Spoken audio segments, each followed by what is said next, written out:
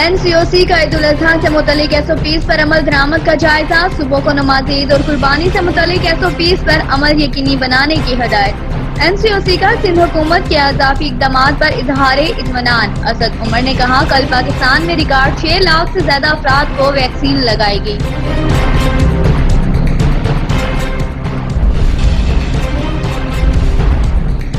سعودی عرب سمیت خلیجی ممالک میں عید الاضحیٰ منائی جا رہی ہے۔ مسجد الحرام اور مسجد النبوی میں نماز عید ادا، کورونا کے خاتمے اور امت مسلمہ کی سلامتی اور ترقی کے لیے دعائیں۔ انڈونیشیا، ملائیشیا، فلپائن اور فلسطین میں بھی قربانی، عراق اور شام میں بھی مسلمان عید الاضحیٰ منا رہے ہیں۔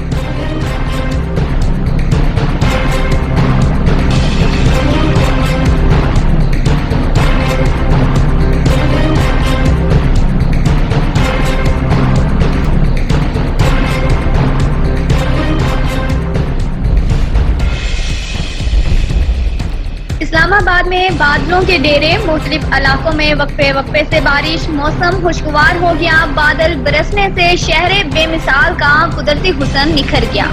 راولپنڈی کے کئی علاقوں میں بھی بادل برس پڑے۔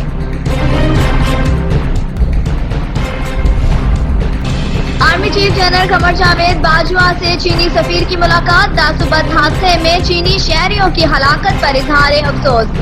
آرمی چیف نے کہا پاکستان میں چینی شہریوں کو تعاون اور مکمل سیکیورٹی فراہم کرنے کے لیے پرعزم ہیں۔